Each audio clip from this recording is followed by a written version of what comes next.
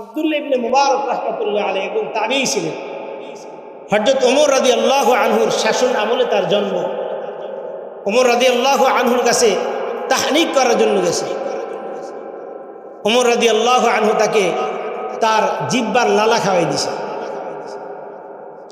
সে আব্দুল্লাহ ইবনে মুবারক রাহমাতুল্লাহ আলাইহি জগৎ বিখ্যাত একজন মুহাদ্দিস ছিলেন, এত ধনী ছিলেন, নানার বাড়ির সম্পদ থেকে সবচেয়ে বেশি উনি ধনী হয়েছেন। এত ধনী ওই জমানার কেউই ছিল না। ওনার জীবদ্দশায় উনি তো প্রতি বছর যাইতই হজে, ওনার নিজের টাকায় আরো কমপক্ষে প্রতি বছর 1000 লোককে হজ করে। আরো জোরে সুবহানাল্লাহ। কমপক্ষে 1000 লোককে হজ করাইতো। হজের শেষে সকলকে ডাইকে একটু তালিম করতে, তালিমের পরে শেষে বলতেন, আমরা তো এখন চলে যাব অমুক বাজারে, তোমরা সবাই যাও, তোমরা যা যা মাথায় বহন করতে পারবা ওই পরিমাণ সামানা তোমরা বাজার থেকে নিয়ে আসো, টাকা আমি দিয়ে দেব। এত ধনী ছিলেন এই আব্দুল্লাহ ইবনে মুবারক রাহমাতুল্লাহ আলাইহি। একদিন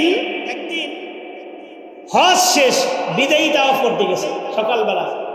বিদায়ী তাওয়াফের পরে সে হাতিমে কাবার, ওই যে গোল চত্বরটা, ওখানে বসে বসে একটু ঘুম চলে আসছে। এখন সে স্বপ্নে দেখতেছে তার পায়ের কাছে একজন লোক, মাথার কাছে একজন লোক। স্বপ্নে দেখতেছে পায়ের কাছে লোক, মাথার কাছে লোককে জিজ্ঞাসা করতেছে যে এই বছর কত লোক হজে আসছে। মাথার কাছে লোক জবাব দিতেছে এই বছর 6 লক্ষ হাজি হজ করেছেন। কিন্তু আশ্চর্যের বিষয়, একজন হাজির হজও কবুল হয় না। আব্দুল্লাহ ইবনে মুবারক রাহমাতুল্লাহ আলাইহি স্বপ্নে দেখতেছে পায়ের কাছে লোক জিজ্ঞেস করতেছে মাথার কাছে লোককে, 6 লক্ষ লোক হজ করতেছে, একজনের হজ কবুল হলো না, এত টাকা পয়সা খরচ করে হজ করো।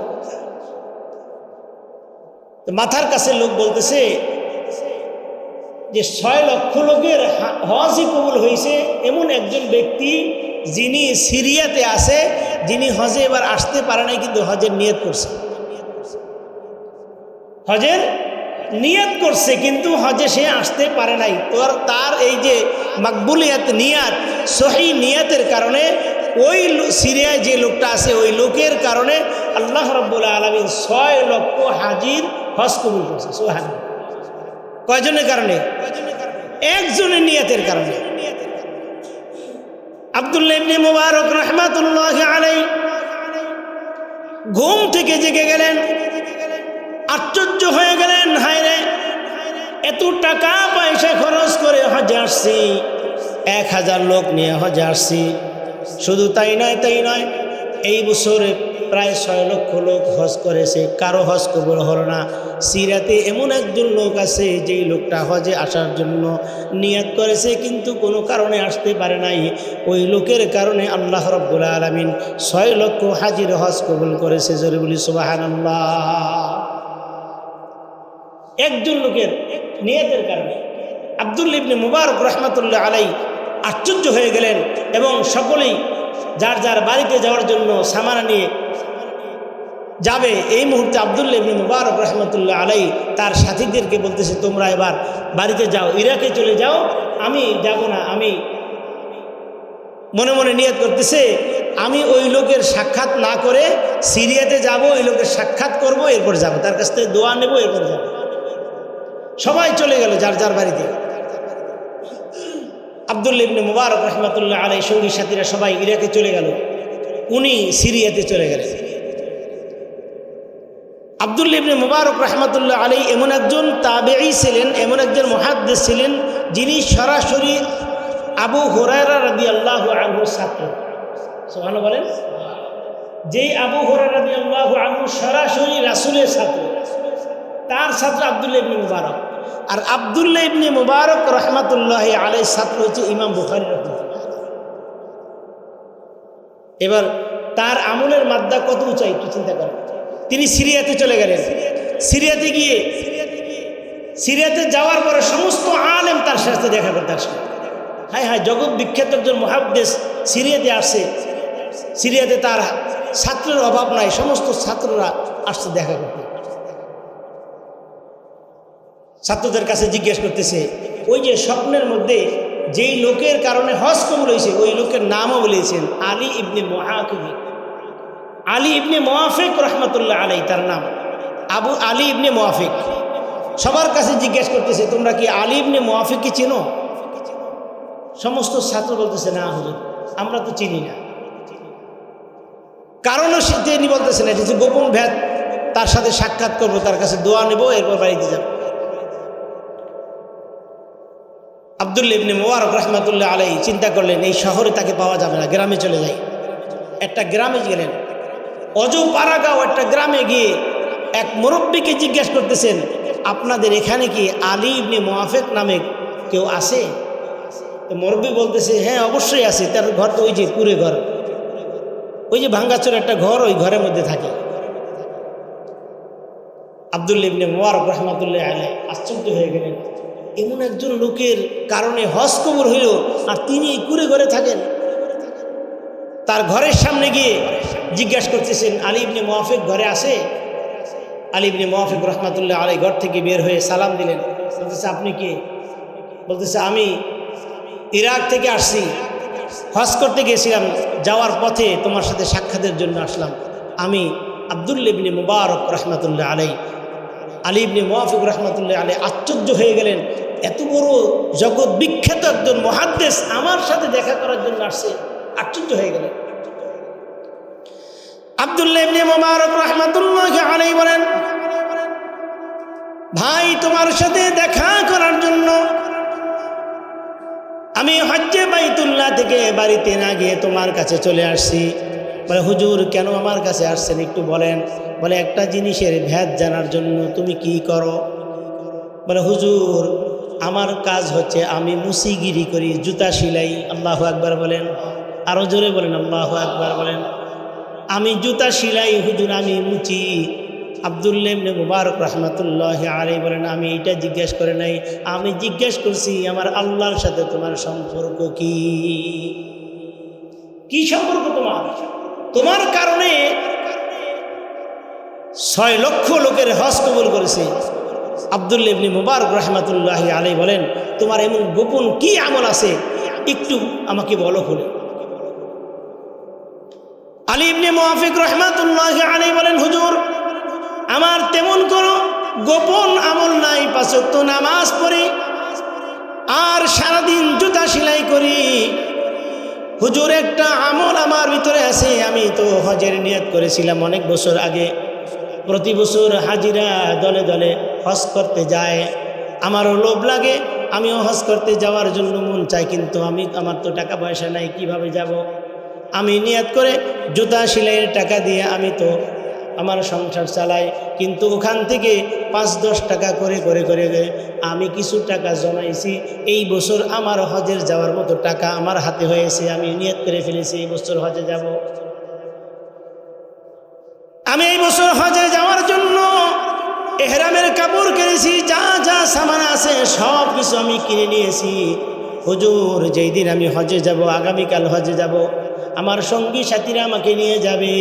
আমি রাত্রিবেলায় ঘরের মধ্যে ঢুকলাম, ঘরের মধ্যে ঢুকে দেখি আমার স্ত্রী আমার কাছে গোশত খাইতে চায়। আমার স্ত্রী সন্তান সম্ভাবনা, আপনারা বুঝে থাকবেন, প্রেগনেন্ট মহিলা কিন্তু অনেক কিছু খাইতে চায়, যেটা সিজন নাই সেটাও খাইতে চায়, ঠিক কিনা বলেন? যারা বাচ্চা প্রসব করবে এর আগে দেখবেন অনেক কিছু খাইতে মন চায়।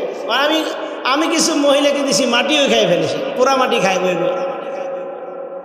এটাও খায়। হুজুর আমি আমার স্ত্রী সন্তান সম্ভব, আমি আগামীকাল হজে যাব, আমি ঘর ঢুকতেই আমার স্ত্রী বলতেছে আমার গোশত খাইতে মন চায়। এত রাত্রে আমি গোশত পাবো কোথায় হুজুর বলেন তো?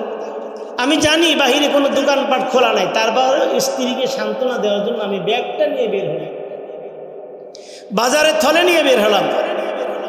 বের হয়ে দেখি আমার বাড়ির শেষ মাথায় যেই বাড়িটা, ওই বাড়িতে গিয়ে দেখি আগুন জ্বলতেছে এবং গোশতের ঘেরান আসতেছে। আমি তার বাড়িতে চলে গেলাম, যাওয়ার পরে তাকে বললাম, বাড়িওয়ালাকে বললাম, রেখে আমার স্ত্রী সন্তান সম্ভাবনা একটু গোশত খাইতেছে চাইছে, আগামীকালকে আমি হজে চলে যাব, আমাকে 1 টুকরা গোশত তুমি দাও। তা বাড়িওয়ালা বলল, হুজুর, বাড়িওয়ালা আমাকে বলল যে হে আলী ইবনে মুওয়াফিক, শোনো, এইটা আমার জন্য হালাল, আমার পরিবারের জন্য হালাল, এটা তোমার জন্য হালাল না। আলী ইবনে মুওয়াফিক রাহমাতুল্লাহি আলাইহি ওই লোকের হাত চেপে ধরল, চেপে ধরে বলে, ভাই, তোমার জন্য হালাল, আমার জন্য হারাম, এটা কেমন কথা? তুমিও তো মুসলমান, আমিও মুসলমান, গোপন রহস্য কি আমাকে একটু বলো, খুলে বলো, আমি শুনতে চাই। ওই লোকটা বলতেছে, চোখের পানি ছেড়ে ছেড়ে বলতেছে, হে আলী, তাহলে শোনো, যেহেতু তুমি শুনতেই চাও, আজকে কয়েকদিন যাবত আমার ঘরের মধ্যে খাবার নাই, কোনো কাজকর্ম পাই না, সকালবেলা কাজের জন্য বের হই, সন্ধ্যার সময় ফিরে আসি, কোনো কাজ পাই না। আমার ঘরের যত সদস্য আছে সবাই ক্ষুধার জ্বালায় ছটফট ছটফট করতেছে। আজকে সন্ধ্যাবেলায় যখন আমি ঘরের মধ্যে ফিরতেছি, দেখি পাশের নদীর পাড়ে একটা মরা গরু শুয়ে আছে। ওই মরা গরু থেকে কিছু গোস্ত কাইটা আমি আমার প্রাণ বাঁচানোর জন্য, আমার পরিবারের সদস্যদের বাঁচানোর জন্য আমি কিছু গোস্ত কাইটা আনছি। এই মরা গরু গোস্ত শুধুমাত্র আমার পরিবারের জন্য হালাল, তোমার জন্য হালাল নয়। আলী ইবনে মুওয়াফিক রাহমাতুল্লাহি আলাইহি তার কষ্টের কথা শুনে চোখের পানি ছেড়ে গেলেন। সেই গোস্তের টুকরা না নিয়ে ঘরের মধ্যে চলে গেলেন। ঘরের মধ্যে গিয়ে ওই হজের জন্য যে টাকা পয়সা জোগাড় করছে সমস্ত টাকা পয়সাগুলো নিলেন। নেওয়ার পরে ওই লোকের বাড়িতে আসলেন। আসার পরে ওই লোকের হাতে দিলেন, বলো, ভাই, আমি হজের জন্য আগামীকাল বের হওয়ার নিয়ত করেছি, হজের জন্য এই টাকাগুলো আমি জমা করেছি, এই টাকাগুলো আমি তোমাকে দিয়ে দিলাম, তুমি তোমার পরিবারের প্রয়োজন মিটাই নাও। আমি একবারে জোর করেই তাকে দিলাম। দেওয়ার পরে আমি বাড়িতে এসে লুকিয়ে গেলাম। আমার সঙ্গী সাথী আসলো, আইসা আমাকে পাইল না। তারা যার যার গন্তব্যস্থলে, যার যার পথে সে তারা হজে চলে গেল, আমাকে পাইল না। আমি লুকিয়ে রইলাম, আমি এই বছর হজে যাব না। আলী ইবনে মুওয়াফিক রাহমাতুল্লাহি আলাইহি বলেন, 1 মাস 2 মাস 3 মাস চলে গেল। যখন আমার সঙ্গী সাথীরা হজ থেকে ফিরে আসলো, আসার পরে এক একজন এক একটা হাদিয়া নিয়ে আসতেছে আমার জন্য। বলতেছে, হে আলী, আমরা যাওয়ার সময় তুমি লুকিয়ে কেমনে কেমনে আগে চলে গেলা, আমাদেরকে সাইরা আগে গেলা। আলী মনে মনে বলতেছে, আমি তো হজেই এবার যাই নাই।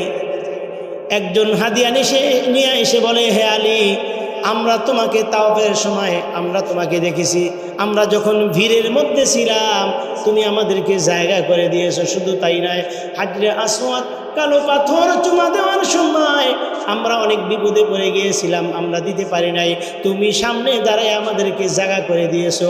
আমরা সবাই এক এক করে সুন্দরভাবে হাজরে আসওয়াদ কালো পাথর চুমা দিয়েছি। আলী ইবনে মুওয়াফিক মনে মনে কয়, আমি তো যাই নাই হজে, কি কয়। এরপরে আর এক সাথে এসে হাতের মধ্যে একটা পুটলা দিল, কাপড়ের পুটলা। বলতেছে, হে আলী, আমাদেরকে না জানাইয়া পালাইয়া পালাইয়া তুমি হজে চলে গেছো, আবার আগেই চলে আসলা কেমনে?